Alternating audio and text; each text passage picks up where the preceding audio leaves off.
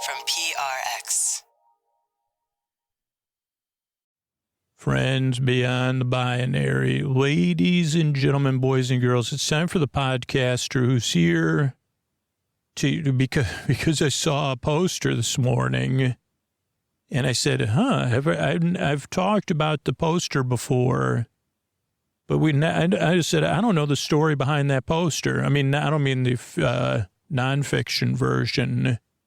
So tonight we'll be talking, eventually, I haven't recorded the episode, so I don't want to presume.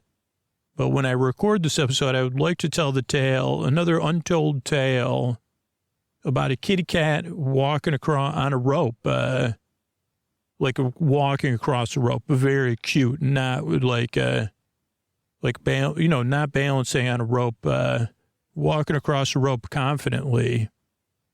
Or playing with rope or string or yarn. I guess probably the most sleepy thing, luckily this is the very beginning of the show, would be, kitty cat and yarn. I'm going to weave is a tale called yarn? I'm going to spin a yarn. Isn't that a thing? I would guess you twist yarn, not spin. But is that am I misremembering something again? Old Scoots, he's full of yarn. He's going to spin us yarn again. Yarn. It sounds like something a pirate would say. I don't know when, because they'd say yar if it's far, and yarn. I guess it's, I don't know when they'd say that. Because I can't think of other stuff that starts with arn. Marn, parn. Yarn.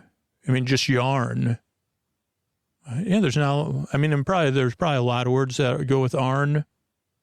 Barn. But, you wouldn't have a barn. I mean, I guess if you were on Noah's ship, but I don't know if there was pirate. Anyway, probably should start a sleep podcast, huh? If you're new, welcome to Sleep With Me, where I may be spinning yarns or saying yarn. It's called spinning yarn or something, right? That guy's full of yarn. I mean, for a sleep podcaster, that's pretty, those things kind of go well.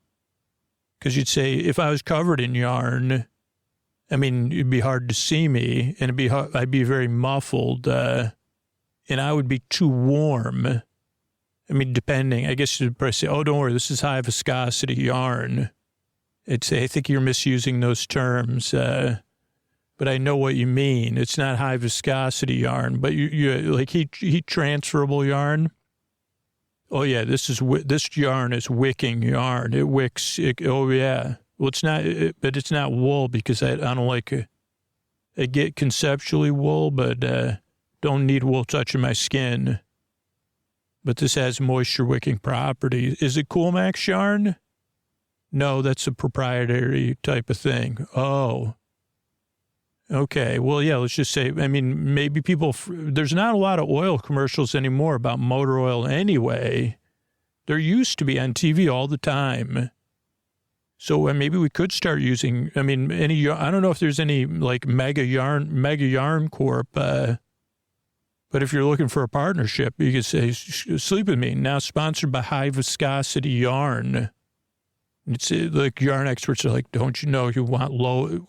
There's if conceptually you could decide you'd want low viscosity yarn, and I'd say, well, we'll see who gets here first. The corporation that has your high viscosity. I don't know. I just like saying high viscosity yarn covered in it.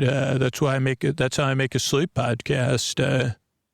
So anyway, if you're confused and you're new, welcome to Sleep With Me. I'm here to be your friend in the deep, dark night. Not so much to put you to sleep. There's no pressure to fall asleep. I'll be here for over an hour talking about barely anything.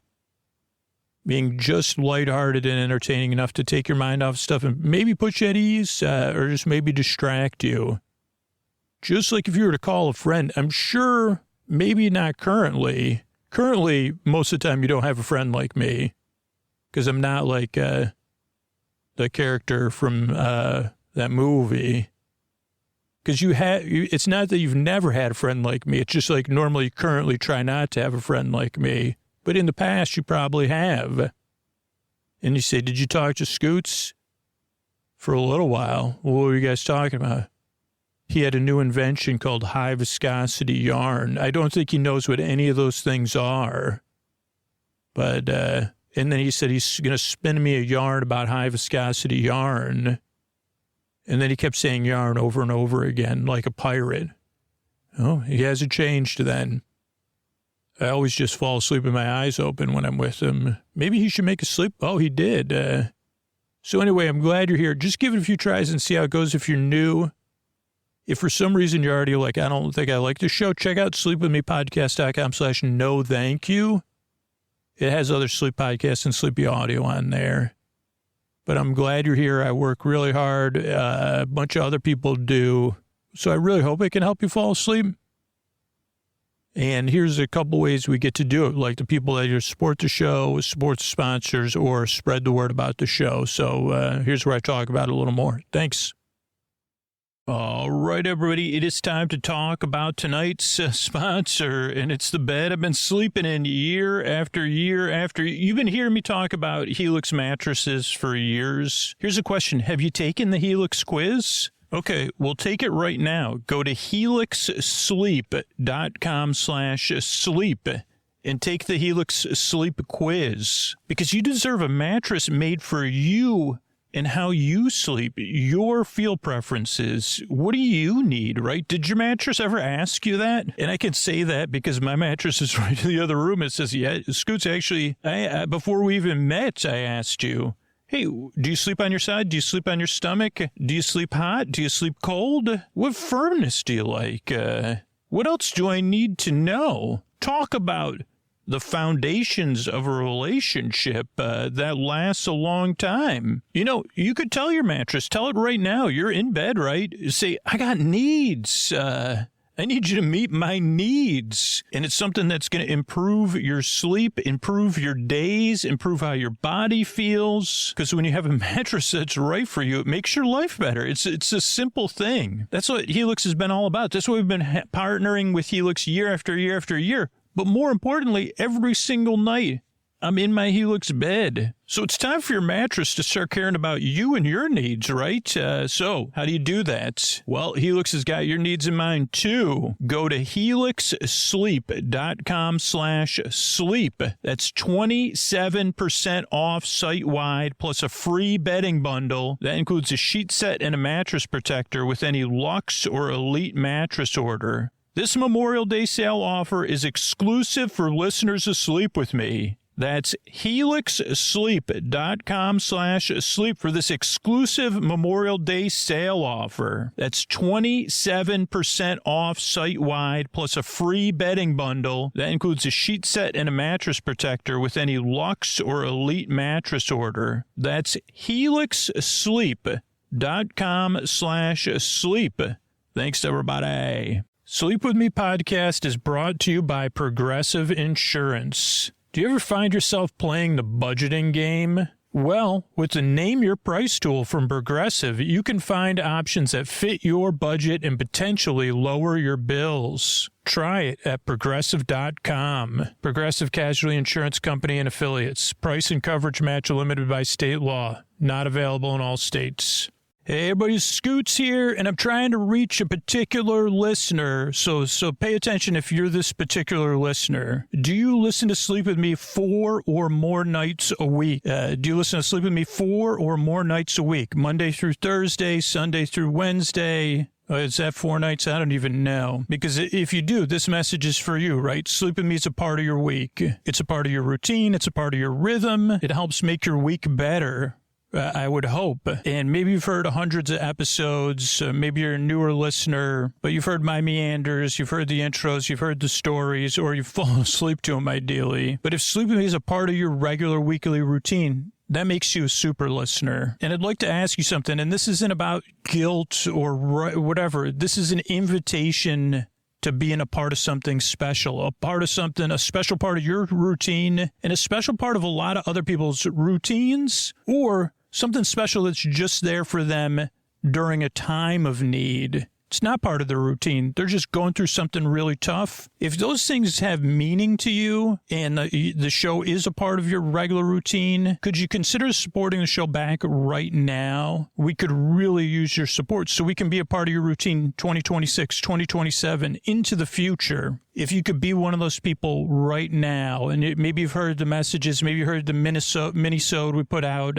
consider supporting the show right now at sleepwithmepodcast.com/plus so I can keep being part of your routine. Also, you don't have to hear me asking for support over and over again. It's a better listener experience, particularly if you're listening multiple times a week. But it's really about being able to be here for you and everybody else into the future. Think about supporting the show back. Thanks. At sleepwithmepodcast.com/plus. Oh, Mystery Bard. A lot of people help out on the show. Who are they? Chris Posty Poster Son sounds like an earful. Wrote the theme song. Edits episodes too. Carl W. the Legend. Also edits episodes. Ashley, Kenny, Scotty, Jennifer. Runner. Eric and the team at Astound are on the website. I am the Mystery Bard. I do the lullabies, yeah. I do commissions at jonathanmann.net. I'll write a song for you. Any reason at all. You can tell me the story and I'll make it personal. You see the kindness shine straight on through when the listeners form their own Facebook group. Keith, Stacy, Sarah, Julie, and Jennifer. These are your moderators. Get support dear Scooter on Patreon. Buy the merch and support the sponsors. You can find anything you want at sleepwithmepodcast.com. And we're so proud that we could dance. Rusty Biscuit, Lois, Anna like banana. Leah does the transcripts. Thanks, Mystery Bard. And don't forget, the most comfortable way to listen to Sleep With Me is with sleep phones. You can get Sleep With Me merch, Sleep With Me branded sleep phones at sleepwithmepodcast.com/sleep phones. And use Sleep With Me at checkout to get $5 off your order. The only way you can get the Sleep With Me merch editions is sleepwithmepodcast.com/sleep phones. Thanks, everybody. What do you say we slow it down and get on with the show? Hey, are you up all night tossing, turning, mind racing? Trouble getting to sleep, trouble staying asleep? Well, welcome. This is Sleep With Me, the podcast that puts you to sleep. We do it with a bedtime story. All you need to do is get in bed, turn out the lights, and press play. I'm going to do the rest. What I'm going to attempt to do is create a safe place where you could set aside whatever's keeping you awake. It could be thoughts on your mind, things you're thinking about, thoughts about the past, the present, the future, thinking thoughts. It could be feelings, anything coming up for you emotionally, whether related to those thoughts or feelings that are just there. Feelings that just like have been lingering the whole day. Feelings, they're like even when you don't notice them, they're there. And they don't like to be ignored. Or at least mine don't. Feelings, I prefer to ignore them, but they're unignorable. Is that a word? Unignorable?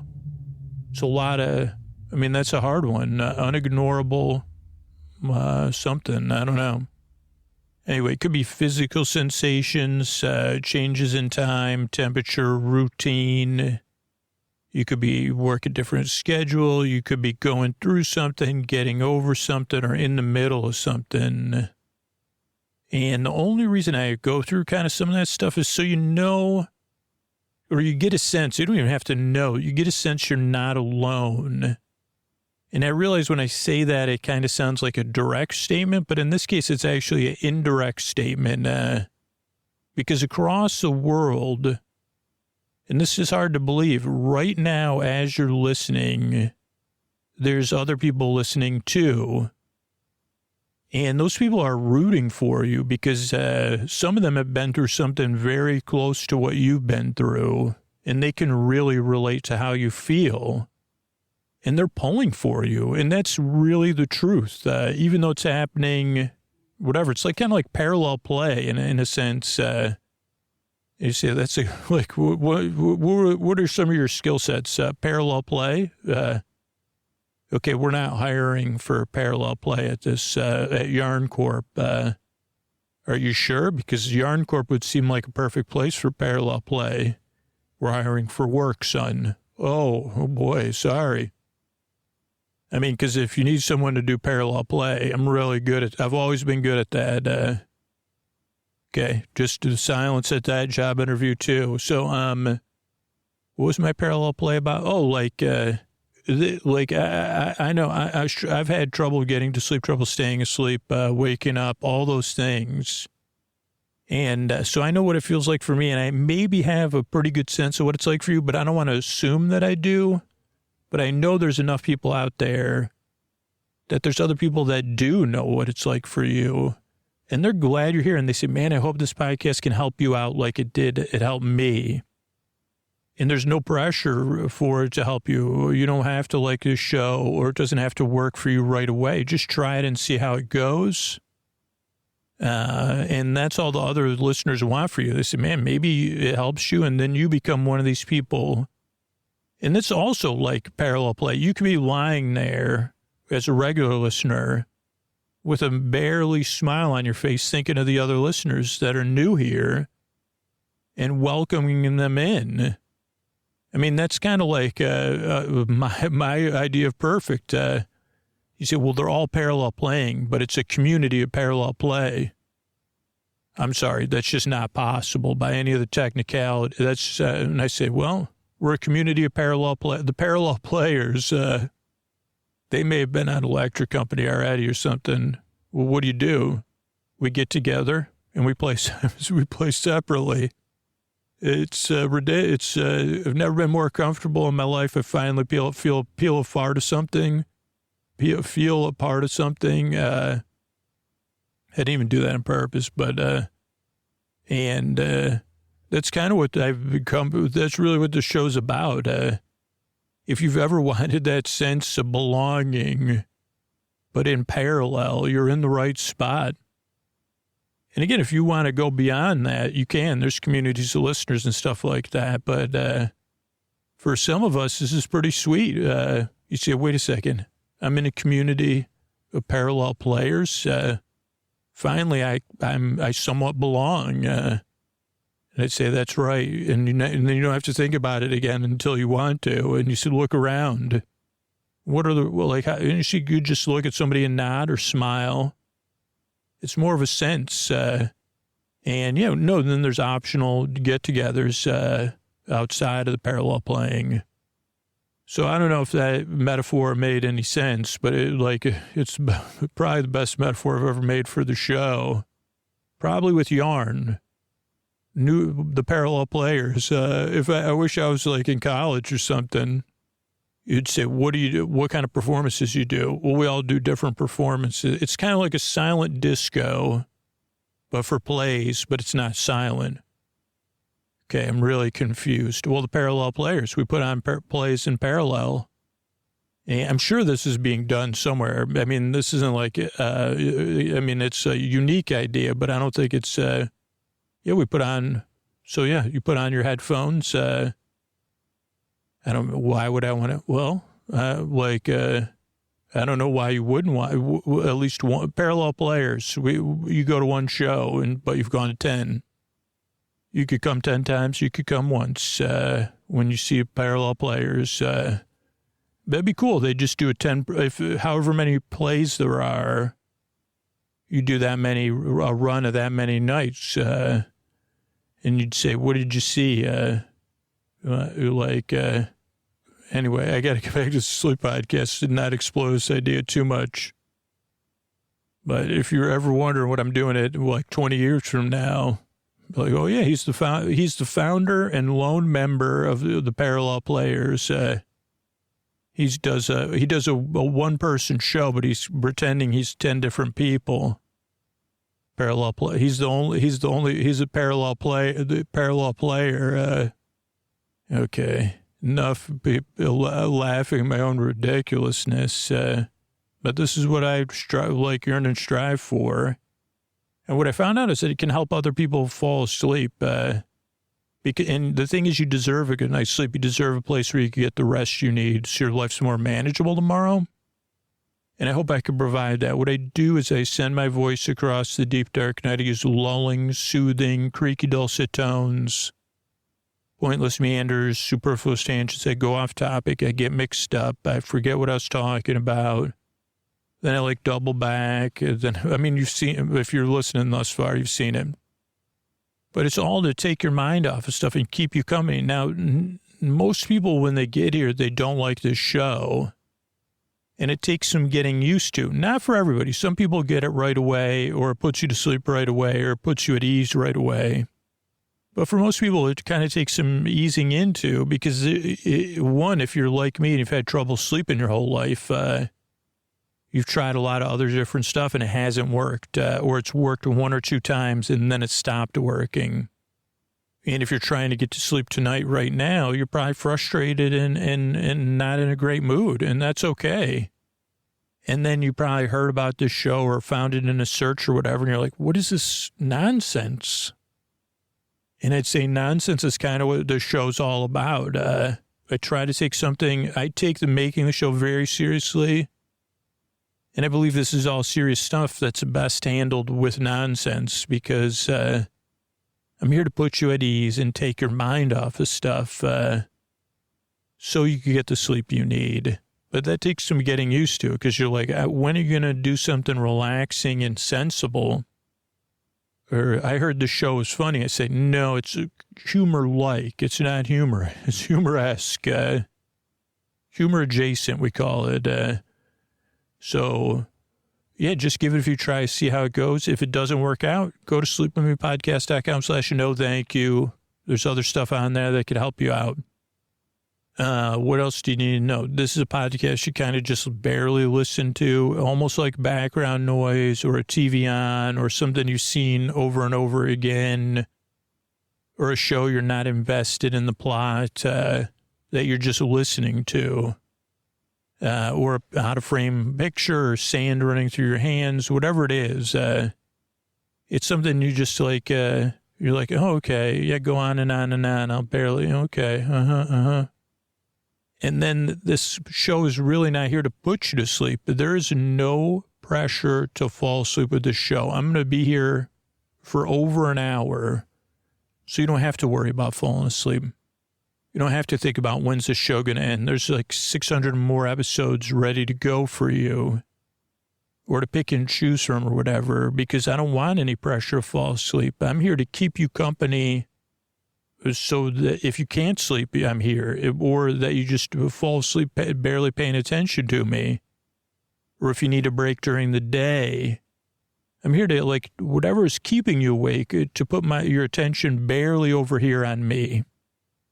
And that's my job, to be your bore friend, your bore bae, your bore sib, your neighbor, your bore buzz, your bore bud. Got a bore buzz right now, I guess. Your Borby, your Boers, your Borman, your Borloff. What about Borzak? I haven't thought about that one before. That sounds like something like tonight on, late night with whatever, Borzak. What does he do? Nothing. He just talks nonsense. Your bore bae, your bore sib, your bore bud, your bore cuz, your bore bruh, your best bore friend forever. I'm here to keep you company and take your mind off stuff so you can fall asleep. The only other thing you know that I'll go through real quick is the structure of the show. The show's structured in the way to kind of help as many people as possible, but also to be flexible because of the way podcasts are. It's kind of flexible. But so, like, when you first get here, you're like, why is this structured the way it is? And again, I get that. I get that your irritation or skepticism, because I'm irritable and skeptical most of the time. That's kind of what works about the show. Like, instead of being irritable and skeptical about my random thoughts, I've learned to be more barely entertained by them. But so the show starts off with a greeting, which is really important. Friends beyond the binary, ladies and gentlemen, boys and girls. Then I say something silly or goofy, so you feel seen and welcomed in. You say, okay, I'll check that show out. Then there's support, because most people like listening to an ad-supported version of the show for free. Like, the ads are what make it work, so they don't have to pay for it.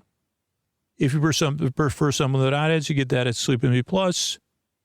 Then after that, separate from the support, is a long, meandering intro meant to ease you into bedtime, right? The intro is not meant to put you to sleep. It's meant to kind of take your mind off of stuff, explain what the podcast is. I follow a familiar structure every time, but then I have random, yarn-based thoughts, strands of yarn that distract me, and I kind of follow those so that the intro, I don't know, it's like, it has a reassurance, but a variety. And I just believe that's one of the important things about the show, in addition to being about 15 to 20 minutes long, to ease you into bedtime. So falling asleep during the intro is like, some people do it, but most people that fall asleep fast to the show, you're better off listening to bedtime stories from Sleep With Me. Because the intro is like kind of like a landing strip or a wind down. So you could be getting ready for bed, doing a chill wind down activity, or in bed getting comfortable. And to ease into bedtime. Then there'll be some support. Then there'll be our bedtime story, which I think will be about yarn and cats or something. But I'm not sure yet because I haven't told it yet. And it'll be random trending Tuesday style. But I think that's everything. I'm really glad you're here. Particularly want to thank you for checking this podcast out. Couldn't do without you. Like I said, show is like, is a kind of community like that. Particularly because it's a podcast, right? And you could be listening to this right after I put it out or years from now. But that doesn't change the fact that there is still something connecting all of us. And it's a cool kind of connection because it's like, I'd prefer the connection, parallel play connection. And I'd say, well, you got it. That's what I'm doing my best to build on a regular basis, day after day, night after night, so we could be a part of something together. So I really appreciate it. And I really work hard. I love making this show, and I love putting you to sleep and being a goofball. So thanks again for coming by. And here's a couple ways we're able to sustain this for you on a regular basis. Thanks. Hey, everybody, this is Scoots. It's the middle of the show here. And just wondering, just in case you're a listener that normally falls asleep fast or you fall asleep right after the intro, you're one of the reasons this show exists, to help you and to help other people who need help falling asleep, getting to sleep, staying asleep. But that doesn't come by magic, right? It's care, it's effort, it's all the people that work on the show. Not just me. I don't do this by myself. There's a team of people behind the show. And that team of people and the sponsors, and particularly the listeners who support the show, are how we're able to be here. But if you fall asleep fast, you may be missing these messages with my increased urgency to support the show. Or you may have never heard about the sponsors, or you just kind of skip over that part. But if you want the show to be around, I guess that doesn't matter either. Like if the show makes your life better because you fall asleep fast to it, if your days are better because of this podcast, and that's valuable to you, and you plan on listening to the show into the future, please support the show right now. If you fall asleep fast, I'm trying to get your attention, specifically your attention. If you're one of those people that says, yes, this is valuable to me. Of course, I never thought about that. I fall asleep so fast. I never thought about what it takes to make the show because I don't listen to it. If you don't listen to Sleep With Me, ironically, if it makes your life better on a regular basis and you don't listen to Sleep With Me, but you listen to it, I really, really, really need your support. If the show is valuable to you, support it right now at sleepwithmepodcast.com/plus. Everybody, Scoots here, and this was originally scheduled to be it still is a Tale Never Told. Trending Tuesday, Tales Never Told. I know, how come I never thought of that as the title? It's a little bit long and wordy for the title, or the written title, but the talking title. Talking Tuesdays. Trending Tuesdays. What was the other stuff I said? Tales Never Told. talking tales that aren't told. Anyway, so this was I'm so grateful that I was reminded of this famous story. But I will hint that after a long intro, there will be a guest on the show who hasn't been on the show in a very, very long time. And some long-term listeners have been asking for them. And if you're new, don't worry. This is one of the cutest beings, being associated it's a butterfly.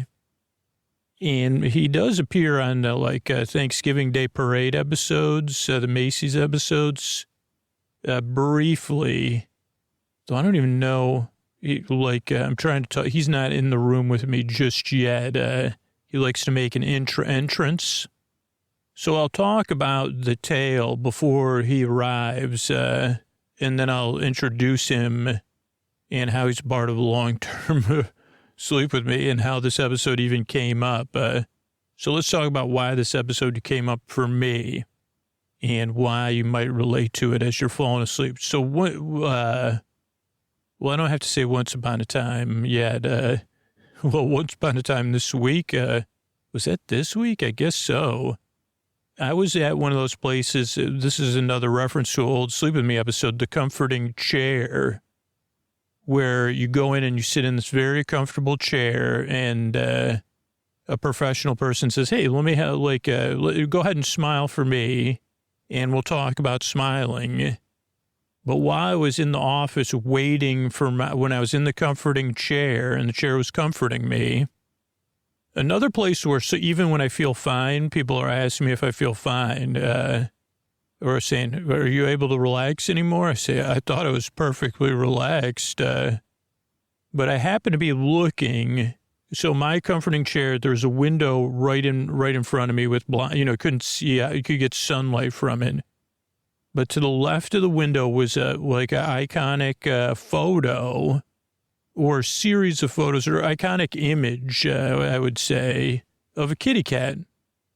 And the image is so iconic that honestly, when I try to recall what I saw just this week in my mind, it becomes an amalgamation of iconics. And I would say that this is a meme. Long before people were memeing, this was a meme. And I think I looked up the definition of meme, and it's, but so it's a kitty cat, and normally the image is like of a kitty cat doing a balancing act on a rope or a wire. And I guess I'm wondering if the kitty cat is a kitty cat. In my mind, it's a kitty cat. So it's like very cute. Like you take a normal cat, which you could say is cute most of the time. And then you take all the things that make a cat cute and amplify it. And that's a kitty cat. When I say kitty cat, even, it sounds cutesy. Though sometimes it may be an adult cat, but usually a cat's on the wire. And then there's like a text, and in this case, I have no idea what the text says, because the one that's most iconic in my mind, the cat saying, oh boy, but instead of oh boy or oshkosh bagosh, the cat saying a 4-letter word. But in this one, it wasn't. It was saying doing great or keep hanging on. I mean, this one, it wasn't that. It was something like doing great. So I assumed the cat was doing great on balancing. And I was looking at it because I was just like having one of those moments of like, I didn't know there was this version. And it's been a long time since I've seen it. But I've seen it so many times that it's become one thing, even though it's many things. And luckily, I don't have to, luckily, they didn't call me after my appointment and say, would you believe it? That you were in the comforting chair, right? Yes, I was. Well, did you notice the image to the left of the window on your comforting chair of the kitty cat? I did notice it, yeah. So it was there when you had your appointment, right? Correct, it was. Well, great, that's a priceless image, and it's gone now. And we just wanted to get your some information of what it looks like. Like, can you describe the cat for us? I'd say, no, why not? It's iconic. Right, so you should remember it, right? No, because it, so I don't know. It's maybe a kitty cat. It has fur, it's very cute, and maybe some grays, whites, blacks, browns, maybe some reddish. It has a tail, and they'd say, "Thank you, sir." So that was one experience, but then my brain was like, "Oh yeah, that's one of those tales never told that you should share with the audience, right?" Is that this kitty cat was out there for a reason. Was out there for a reason, right? Like the cat was out on the out on, like no one really talks about like what was the cat doing? Like how'd the cat get there, right? It's just the image. No one ever. It's one of those things tales never told. You see, how did that cat get there anyway? Like even the one that has like, oh boy, wash gosh bagosh, or Holy Toledo or whatever fake one you want to put in there. The cat says, I'm not a pickle, but I'm in a pickle. Like you'd say, how'd that cat get there? And I do just want to point out, and we'll see, I guess we'll just see how good this goes because this is a Trending Tuesday style episode. Also, I just didn't want to say, like, I don't know if a butterfly can be a diva. But Bernie, like by most definitions, is a diva. Like even though Bernie is not the star of Sleep With Me podcast, Bernie is the star of Sleep With Me podcast. And one of those things that Bernie does not Bernie shows up when Bernie shows up for the podcast recordings. So I don't know, maybe I don't know what'll happen. But so let me just talk about this because this is one of the parts of the story. It's actually a set of stories and a set of cat history. But I just wanted to point out that one particular moment was one of those, because I think what happened is, should I get into the whole history? Well, so we'll get into the history of the photographer and all that stuff. And maybe Bernie will get here, maybe Bernie won't. But that image, one time, the cat could have said, "I'm in a pickle." And it would have been accurate because the cat was crossing like a balancing line, a rope, yarn. First of all, the cats had to be trained the cats were trained to do this. That's what, spoiler, this was not captured out there in the ether, right? And that's a good thing. These were highly trained cats and kittens out there on yarn. And one of the first things they had to learn, well, that was one of the first things they said. Well, first of all, I don't know why they didn't, like, that cats are just out there balancing all the time. And the cats are really balanced. And, they say this crosses from here to there. Great. Just don't tell me to do that. So that's where it became where Enterprise and catdom did not necessarily meet. They said, hey, could you cross over here while I take your picture? And the cat said, no. And they said, but don't you cross over there all the time? The line over to the treehouse? Because this is what actually happened. I mean, I guess I'll tell the story into Sleep With Me fashion. So yeah, like there was this photographer. I don't want to name names, right? Because we'll just say his name was Scoot. So like with all good Sleep With Me things, it's better if I'm the heel, right? So once upon a time, and there was a boy named Scoots who looked out the window all the time. That much is true. And he did not live in a house with a tree house. He did not have a tree house. But sometimes he would look blocks away longingly at a tree house in the trees. And the treehouse was well constructed, very cool. It was a place probably where there was adventures and things. Where best friendships were made, first kisses were had, comics were read, CBs and tin can phones were used. You had some experience, like other kids. Maybe that was where you had your coming of age moments, but not your true coming of age moments. you know, where you know what I'm saying? Like, and pure cinematic lifestyle to old Scoots when he would look across there. That's what he'd see. And I guess I'll say right now, maybe like, because I don't think Bernie's going to show up for this episode, but this could be a cool one where Bernie maybe comments on my episode. Because I know, like, I just sent him a message, and usually he waits 30 minutes exactly to read my messages, till it turns to, it says read. So he'll probably show up at an inopportune time. But this is good, so we could talk about it. So there was Scoots, right? And he would look out his window and dream of his cinematic lifestyle, like that he'd seen. To him, it wasn't cinematic. That's just a term that his brain didn't possess, but we can use it. And he thought, man, if I had a treehouse, I'd have a cinematic lifestyle.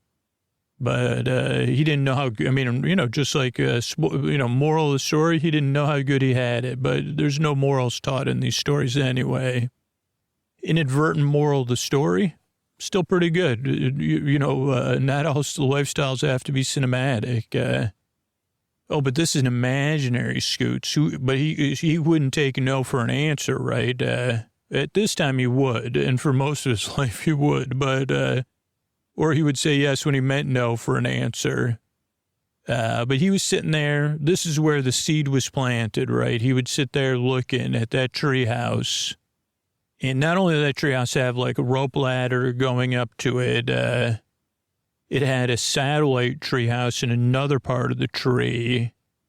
And I don't know if this was a banyan tree, but I get the sense that it was, like when I say a banyan tree, you know what I mean? Like a big, thick trunk, like branches spreading in all directions, but thick, man. Thick and branchy and smooth was this banyan tree. Oh, what a banyan.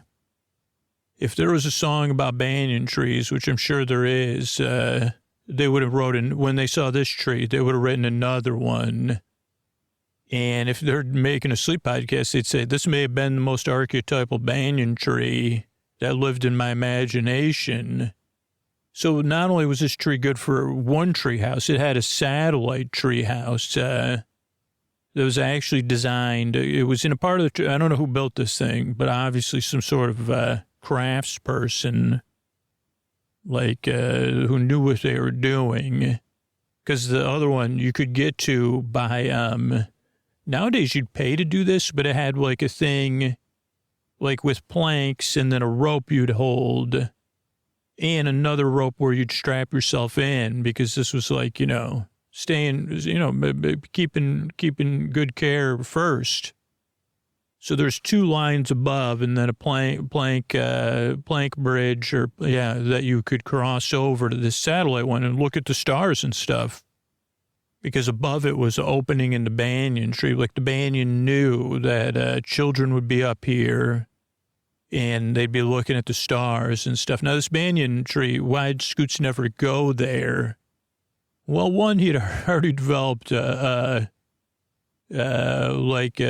wasn't exactly hanging out with all his kids of his own age or other ages. But two, this banyan tree was behind a tall thing. And it was one of those buildings I don't know, like it was a place where kids lived and went to school. And I think kids, they could become kids. I don't know if it was like, Charles Xavier was running this place, but it's for kids like that, like where I said, oh boy, you're a super kid. I don't know if you have superpowers, but to us, you're a super kid. We're going to give you access to all these things. To help make you curious about the world and engage with the world. Now, what's interesting is that it inadvertently happened. Like there was spillover over this big, it was not a fence, it was a wall. This big, thick wall, because this banyan wouldn't be denied the view of the children of the area. So, so anyway, picture a young boy longingly looking at a banyan tree and treehouse and a satellite treehouse, and also like a zip line that ran from like the building to the tree to below the treehouse to another, like some sort of pillowy entrance. I guess you'd say landing pad, right? But not all the time were kids in this treehouse, and probably if he was watching when the kids were in the treehouse, well, I know him pretty well. I think sometimes he'd watch with a furrowed brow, thinking of not well of the kids that were enjoying it with glee. But I'm sure other times, when the light in the sky was just right, and the air was just the right amount of thickness to put him at ease and to put him in that state, he'd look out and watch it with not longing and not curiosity, but wonder, knowing these children were living in their own worlds and having their own adventures, that he was only aware of it happening. There was some kind of magic there for him, like just knowing that was going on. Not that far away. But, sometimes his humanity would get in the way of the magic, as has been known to happen. So, long version short, there was a kid looking out his window all the time at a treehouse, super awesome treehouse. But the treehouse had a bunch of lines. Now, these lines are ropes and wire. I think what is that thing called? The zip line runs on some sort of cable even. These were used by forest friends. This was the area that had chipmunks and squirrels and kitty cats and cats. And I think and birds, of course. And all of them, well, here's the thing. I don't know if I've ever seen I don't know if not necessarily that any of the squirrels or chipmunks lived in the banyan tree, because I don't want to make a judgment on banyan trees, but I've never seen, I'm not aware of, it's not that I'm not banyan trees. I'm not saying you're not hospitable. All I'm saying is your archetypal versions in my mind don't have any homes of forest friends, probably because you're so vibrant that they just conduct, like you're more of like a marketplace, right, versus a residential area. I don't know. Do you get that vibe? Like you're like what the Epcot Center was meant to be, minus the housing, I guess. So you're like, no, I'm regular Epcot Center, and I'd say, okay, get that. Like there's housing nearby for these chipmunks and squirrels and birds, but your trees for childhood adventures. Now, I don't know why it just stuck out to me. But so the lines, the ropes and the wires of the treehouse, and not just that, of the house and the big building nearby, the school for super duper kids, school and residents for kids that are amazed. And Scoot said, "What about me? Like, I'm amazed by the school for kids that are, I'm amazed." But they said, "Don't worry, you'll be indirectly positively impacted by our school, except for this story, which is like a somewhat positive impact with a very long setup of him just looking out there. But he would see the birds sitting on the lines, making small talk, or I don't know what they're doing. Maybe they're making mating noises. Sometimes he didn't know, but he'd see squirrels chasing each other, or chipmunks. And, he thought they were playing around or maybe being competitive. But he didn't know it was the season of love up there. He didn't even know about that song, but that they were chasing each other and I don't know, maybe the banyan tree said, "Yeah, I got that covered too. They don't live here." But oh boy, does nature take its course in these in the nooks and crannies of this banyan tree when it comes to these small forest friends. And So TMI, hey, banyan tree, TMI. By the way, good stopper. I don't need to know about birds. Any other, it's like, I'm not giving you a TMI. I'm just telling you what's happening here. Okay, let's just agree. Let's just agree to like try to move on. I'm sorry, it's you're the one that's unable to move on. The lucky thing is that I'm so sturdy. You don't have to say, don't come and bang you. Don't come a climbing when this banyan's, because I'm not rocking. But any of that, but this boy that was observing, he had no idea about any of that. He just knew that he would see them crossing on these lines and the cats and things. And literally, no, a seed was being planted now, or maybe multiple seeds, because one, let's just do a little armchair analysis, eh? One, he was a little bit like wishing he was one of the kids that were amazed, both on the surface level and the other level. Then he was watching these things and saying, well, they're pretty cute. And I don't know if you've ever just watched stuff. It's pretty soothing, but you don't know it's soothing at the time, or at least I don't. And then you look back with nostalgia and say, man, remember when I felt good? I was just staring out the window, doing nothing. That was good, man. So that's another seed that was planted. Maybe that was harvest on a sleep podcast. But there was also the idea that, like of the other things he was watching when he was calm, the kids, and there's also that longing for the cinematic lifestyle and what he thought existed below that would have made him, whatever he was searching for. Something he thought he needed, but he didn't necessarily need. Right below that cinematic lifestyle, something physical, emotional, intellectual. But he thought it was be provided by that cinematic lifestyle. So he, those were the seeds that were planted. One day he eventually moved out of that house, moved away from that any town, anywhere. Kids are amazing. And he actually even forgot about the treehouse for a while and a lot of different things. And in this particular world, there's one piece of truth in here but didn't necessarily hold true for this version of Scoots, but held true for this one. He had the same teacher as me. The same teacher, art teacher named Joselle.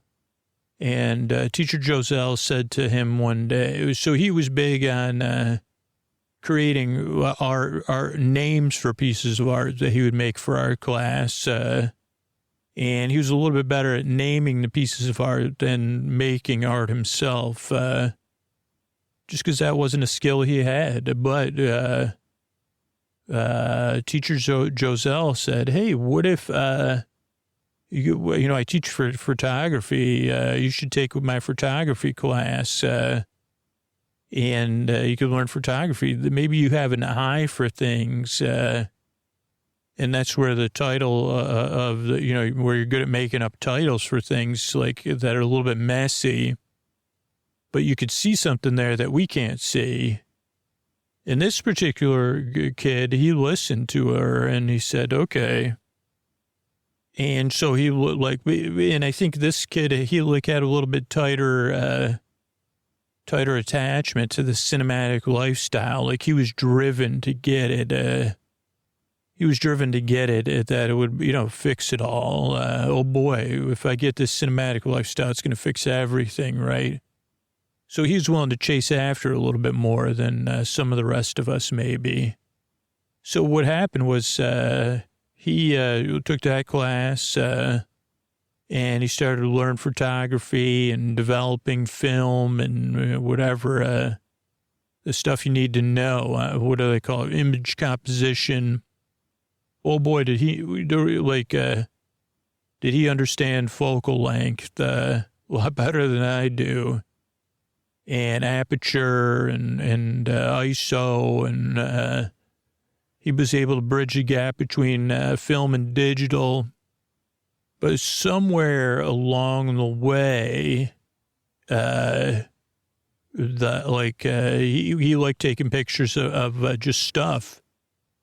And, when you run across the same people that comment about your sleep habits that don't know what it's like to not be able to fall asleep, the people kind of that give advice, right, that about sleep, and they say you're doing it wrong. He kind of encountered some of those people. He was out there taking pictures of things and things standing. And the hard thing is, and who knows if this was what was said to him or just what he heard, right? Yeah, because some of it ended up serving him well, and some of it didn't. Some of it did not help him. But it was more the tone that didn't help him that he thought he heard. Maybe it was what he heard, or maybe it wasn't, but that it was like, you're doing it wrong. Nobody wants pictures of just birds doing nothing. Your picture's got to be about something, son. And these are just, I could go outside my house and see a bird on a wire. Why would I want to look at a picture of a bird you took? Now, who knows if this person was actually trying to be helpful, or they just, they're like, they had a lot to say about everything. But there was some truth in that young Scoots was able to, first he took it the harsh way. Well, maybe I'm just not cut out for taking pictures of nothing, but he thought it was something. And maybe this person said, maybe you do need some sort of something extra, some sort of factor. But there was also this misinterpretation of what he thought would make everything go great for him. And so this was what kind of set everything in motion. Was he said, well, I love taking pictures of stuff. Now, he didn't realize it at the time, but he started to realize, well, I like taking pictures of stuff above me. And then he kind of said, or that are up high, and I'm up high with them, like from a second story roof or across to a tree or whatever. And so he said, okay, I like doing that. And I think I'm pretty, technically, I've got some of the skills I need. But, I have good tech skills, or can't, whatever, you know what I mean? And so he said, man, I hope I could get, I think this taking pictures thing is my thing. And I think I could force my way into what everybody's saying. And he kind of had some scorn or whatever for the person that he thought gave him this advice. But, he was driven by his desire for a cinematic lifestyle and by scorn. Interestingly enough, that's what he used to, he wanted to become, I guess he mistakenly, he thought by taking pictures of squirrels and stuff, he could become a photographer with only one name. And the name he chose for himself was Scorn. But it ended up being his company or whatever. But just interesting that it didn't, it's like, who's taking your pictures today? Scorn. Oh, boy. I don't know. Is that I thought we were doing today's photo shoot was supposed to be all smiles. You got Scorn coming in? Yeah. Or back, this is just jumping to the 80s and 90s. Well, okay. So who's taking pictures of Julia Roberts? Scorn is. No. Scorn can't work with there's just that's oil and water there. You're going to have to bring somebody else in. Okay, what are Scorn needs work, though? Who else we got? Pee Wee Herman? No. I don't know. We'll have to get back to him. There's a glacier that somebody needs pictures of, but he's not so good at glacier pictures. So what about for the zoo photo shoot? He loves taking Scorn. You want Scorn? Somebody named Scorn going around the zoo taking pictures? But whatever, he thought that name was, he liked the name Scorn. And I kind of like saying it, so I got to agree with him. And I could see in another world, if he was good at celebrity photos, he'd say, oh, yeah, well, we're looking for Julia Roberts' next look. Who better than Scorn?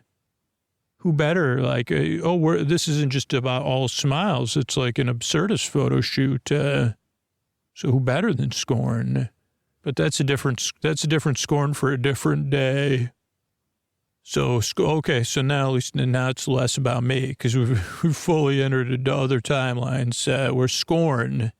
So Scorn had an idea that, okay, I like taking pictures of stuff up above or up high, mostly during the day, and normally for friends. I like them to be in the pictures. And he did try out, like, taking pictures of other people's pets and stuff, but that was not sustainable business. Not like it is today.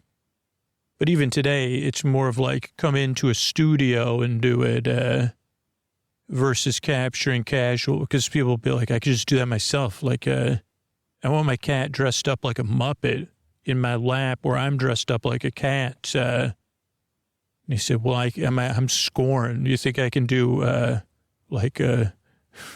photo shoots. Wait a second. I'm sorry. Could you repeat the whole thing again? No, I got plenty of other options.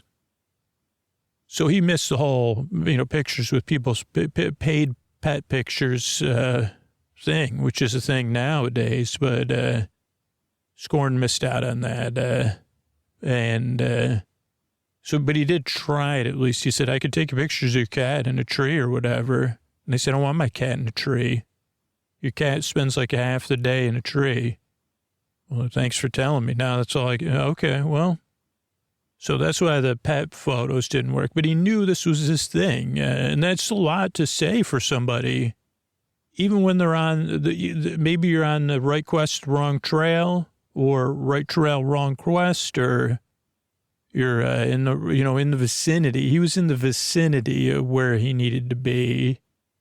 He didn't know that even, but he was. So he was struggling, right? And he was pushing too hard. Obviously, changing your name to Scorn, that's probably a sign. And then trying to take back pictures, aggressive pet pitches don't work. And then also self-fulfilling stuff. So he started printing out, doing his own prints, and then bringing them to farmers markets and art fairs. But usually that's the feedback. Yeah, I mean, occasionally you get a customer. So it wasn't like he gave up hope. But they would, well, I'll just get to the big moment in a second. But most of the time, someone would like it, or they'd be like, oh, that's good for my bathroom. Now, I'll tell you what, maybe nowadays it has a different thing, but probably don't, unless their art is clearly for the bathroom, don't tell somebody, I'm going to put this in my bathroom, right above my toilet. But that was the most common thing you got. And he did sell one, that ended up getting reprinted. And luckily the person was on, that worked for a hotel. And they said, yeah, we're okay. And it didn't, made him enough money to keep going and keep doing it and keep going to these fairs for a while he was still taking pictures and improving. But he was still feeling like I guess you have to be a little bit out there and unrealistic, right, to succeed in this kind of stuff. And he thought he deserved to succeed as a photographer. And he thought, and again, I guess the only difference was he didn't realize he was just already on the right way versus trying to force his way through things. But, who knows? Because it worked out for him, and just not in the way. But so at this one particular fair, he had already sold 4 things for people's bathrooms. So he's feeling pretty good because he, had sold it. And somebody came in and they saw a picture of his that had a bird on a tree right by a really shiny skyscraper. And it was one of his particular favorites, but more because he thought that you couldn't know, there wasn't really a way to tell, like that he was on another building that was really close to the skyscraper. It just kind of looked like the bird, like, kind of seemed like defying, like you had no idea how high up the skyscraper was or the tree or whatever. So he kind of thought it was like the thrilling, he thought at this time he was like, this is going to be in every stockbroker's, flashy apartment. Gordon, if Gordon Gekko had a, 30-foot photo of a bird, this would be it. And I guess if you met him, you scoring at a party, if I did, I mean, I'd probably just give him a hug because I say, bro, I mean, different, same story, different words, So I get it, man. And so, so someone came pretty close to the end of this art and wine fair type thing. And they said, man, I'm like, how much? They said, like, whatever, 80 or what, I don't know, 200. I have no idea. And the person, oh, well, I'll take it, man. This is the coolest thing I ever saw. And then Scorn was like, yeah, but like, what do you like about it? Like, I'll wrap it up for you. And they said, well, before you wrap, like, I can't believe you caught that on camera. And Scorn said, what do you mean? And the person said, well, look, if you look, so there's a reflection, you're on the top of that building, right? And Scorn said, yeah. And they said, yeah, so you got the bird in the sky, reflective skyscraper. And the person slipping when they're getting out of the tub, like, look at their mouths open, they're grabbing the thing. And it's hilarious. Like, it's almost like a comic strip or something. It's such a contrast between everything else is so stoic. And you got that, like, what a lucky shot. And Scorn was like, Scorn had no idea that someone was slipping and sliding. And of course they checked the records. The person ended up, they were fine. But so they sold that picture, and that was the next thing they remembered forever, right? Was that, wait a second, okay. There's something about that. So then Scorn kept trying to catch people in casual situations, but then Scorn was like, I don't like taking pictures of people. And I don't like taking pictures of level ground. So then Scorn was like, if I watch squirrels or cats or whatever enough, like maybe I could get their pictures doing stuff like that. And occasionally Scorn, it was just really tough because you'd have to take that. I mean, even this was before the digital era. I mean, now it might be a little bit different, but even when you're holding down that button, it's click, click, clicking like you're at the U.S. Open or Wimbledon or whatever.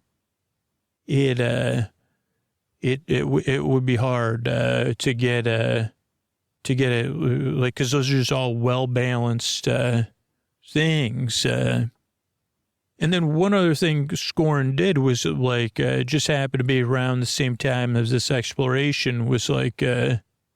To go see like some trained shows of like professional performing animals. And these ones were unionized. So they had it it was a good situation.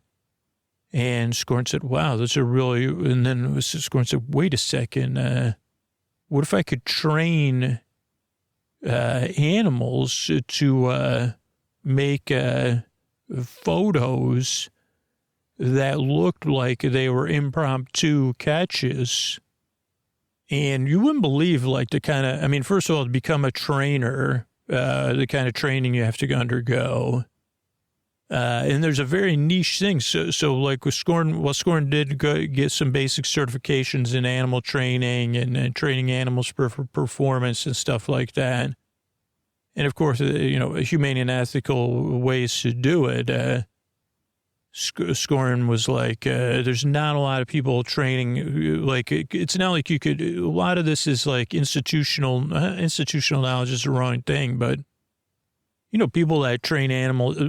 Scorn was not in in L.A., and so access to people with that kind of knowledge, particularly now, like this time when this photo was taken, the one we're talking about, that there wasn't, and that's the reason why there wasn't just one photo, but there wasn't a lot of ways of training this type of performance. Natural, whatever. I don't know. Natural cat movement, natural cat motivation, But Scorn at some point was like, okay, I want to get that. Remember the treehouse? You see a holy rosebud, but with 10 minutes left in the story, you see, yeah, the treehouse popped in his mind, and he said, okay. Yeah, there's a lot of movement. I wonder if I remember anybody ever, not having to catch their balance on that. But that was kind of thrilling.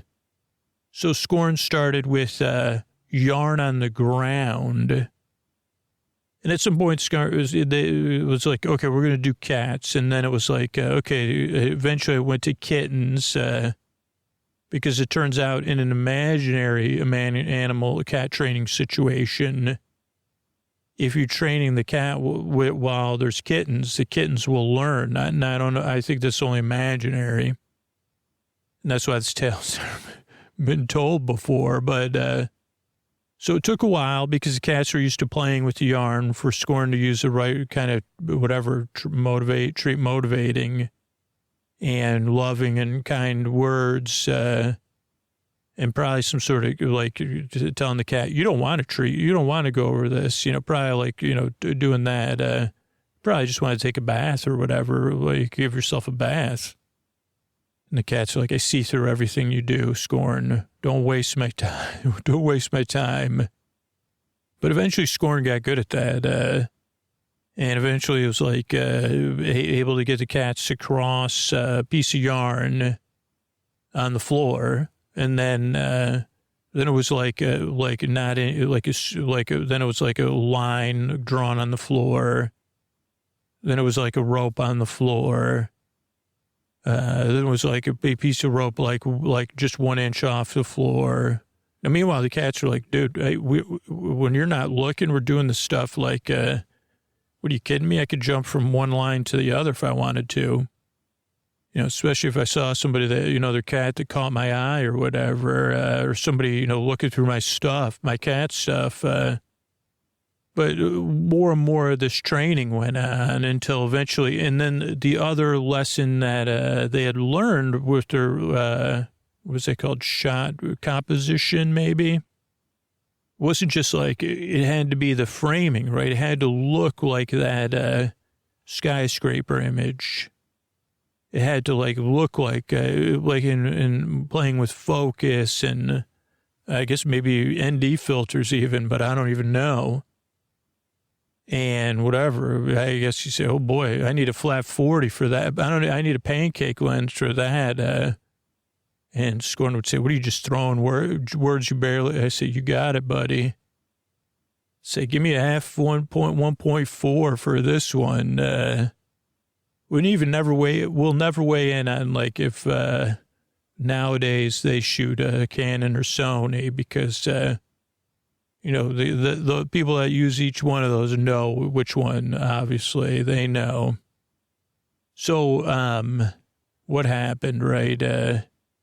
Eventually this training went on and on and on, and all of this came together. But also the thing that came together, well, there was the desperation, right, of I got to get this. If I could get this right, but it ended up taking probably billions, not billions of photographs, but millions. And then the idea of the other thing of that essence, at first it wasn't any, it was whatever, it did that moment in time, but even then, it was people were I don't know, that's cute and stuff. But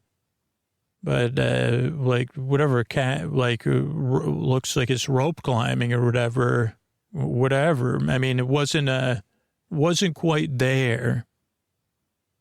until, like, again, at one of these fairs, they were packing up, and someone that had too much to smoke or drink, who was, like, had a big mouth, who was, like, trying to impress their date, and had to comment on every booth and every piece of art from here to the end of the street.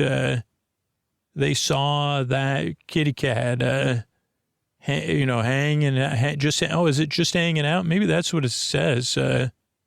But they said, when they saw it, they said, oh boy, oshkosh. But, they may have used another word. And at first, the Scorn was like whipped around, like that something got knocked over or whatever. And the person was like pointing at the kitty cat, saying that over and over again. And that's how that, like, the tagline got placed there and became, imaginarily became iconic, was that then they started selling it like that. And soon, megaposter.com, posters, I don't know if it was posters, or was World of Posters. There used to be, back in the day, there was many poster stores in the mall. But once big poster, this was a time, this was the right time, the right image at the right time. And there was even, vanilla posters. So that was where it was like just hanging out, or Catch Me If You Can. Or then the image would be ended up in Valentine's. I don't know. Come fly with me. I don't know what the Valentine said. But I do know what the images said because they're still in my mind. But the thing was that they knew, Scorn knew, there wasn't just one cat, right, or one kitty. So they took multiple cat photos of this and made multiple ones. And that's why, I couldn't remember. I say, well, I'm not sure it was, I don't even know what a tabby cat would look like, to be honest with you. And so that's like the tale never told of the person behind the photos. And now, you say, well, what about, and I say, well, that was just the beginning. The rest of it's really boring, but, ends up for Scorn. That didn't bring health, wealth, and happiness. Or it did bring, some financial security, but Scorn was like looking for the wrong thing in the wrong place. So so eventually they find their way and just realize, I don't know. Honestly, I don't know. That's the thing with Tales Never Told. We lost track of Scorn after that. But somewhere out there, if there's, if someone's using some sort of reverse, maybe that's what, like they said, positive reverse psychology to train cats and to positive, to train performing cats. So, yeah, that's that tale, a tale never told about cats on yarn. I hope you enjoyed it. Good night, everybody. All right, this is Scoots with a tuck you in message for very specific listeners. So if you're listening to me and hearing me right now, I guess I'm here to keep you company, right, as you're trying to fall asleep still.